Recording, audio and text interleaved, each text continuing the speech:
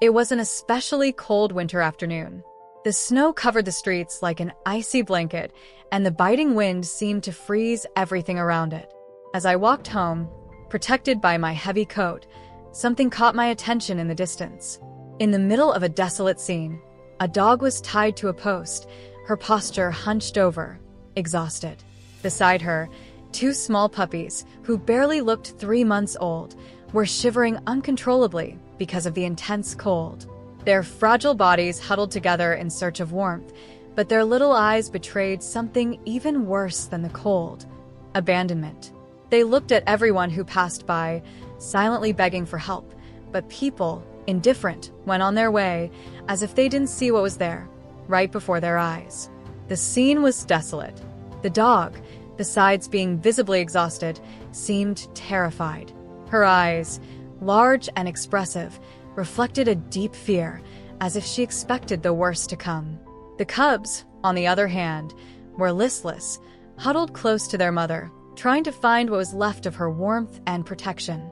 Their desperation was palpable. I knew I couldn't just go on my way. That trio needed help, and fast. I approached slowly, without making any sudden movements, so as not to scare them even more. I spoke softly to the mother, trying to calm her down.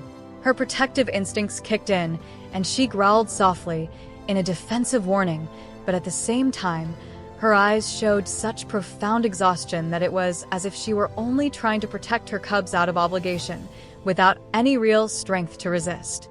When I knelt down and began to loosen the tight chain around her neck, she remained still. Her body was rigid, but she knew she no longer had the energy to fight.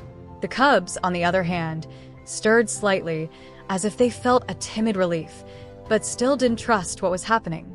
As soon as I let go of the mother, I noticed something change in the puppies' behavior. They moved more freely, but still cautiously, as if they weren't sure if they were truly safe. The mother, however, remained tense. Her rigid posture, her fixed gaze, everything indicated that she still didn't know if she could trust me. Calmly, I helped them into my car. The puppies hesitated, uncertain, but eventually gave in to my kindness. Inside the car, they snuggled up to their mother, their small bodies pressed against hers, seeking comfort.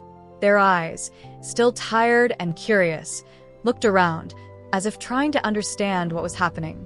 Day 3, at the vet, the reality of their situation became even more evident. Severe malnutrition was visible in every bone that stood out under their thin, abused skin. Their fur was dirty and rough to the touch, a clear sign of neglect. The vet examined them carefully, addressing their most urgent needs. The puppies, although weak, responded well to the care. They received their first doses of nutrients and were finally able to rest in a warm and safe environment, something they had probably never experienced before. The mother, however, remained deeply frightened. Although she was physically safe, the trauma was evident in every hesitant movement she made. She cried softly, as if she was still waiting for some punishment that, in her mind, was always lurking. Day 19. As the days passed, something incredible began to happen. The puppies were gaining weight steadily. The shine began to return to their fur, and their eyes, previously dull and lifeless, were now more lively, full of curiosity and, finally, a little joy. They began to play with each other, wagging their tails, full of energy. Life was slowly returning to them. The mother, on the other hand, still remained on the sidelines.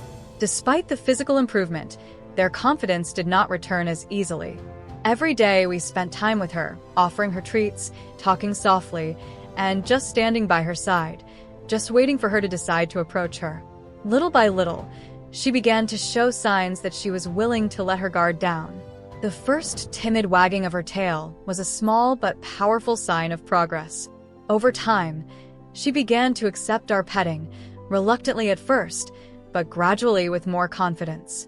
Day 50. The complete transformation finally happened. The puppies were now completely unrecognizable from the small, apathetic beings I had met a few weeks earlier. They ran and played non-stop, their happy personalities winning over everyone who saw them. Their mother, who had previously seemed a bundle of fear and distrust, was now a calm, affectionate, and loving dog. She had learned to trust people again, and although her journey had been longer, her resilient spirit had finally blossomed. Day 65. The culmination of this journey of transformation came when they all found new homes. The puppies, full of energy and life, were adopted by a loving family with children who quickly became their inseparable companions. Their mother, who many believed would never find a home due to her trauma, was also taken in by a kind couple looking for a loyal and calm companion. Seeing this dog, who was once chained and terrified, leave for a new home filled with love and security was one of the most moving moments of the entire experience. Those who were once abandoned on the edge of a cold road, with no hope or future, now had a home, a promising future, and, above all, the love they deserved. Their journey was not only a lesson in survival, but a testament to the power of care, patience, and affection. Transforming the lives of these animals was an unforgettable experience, showing that with love and dedication, even the deepest wounds can be healed.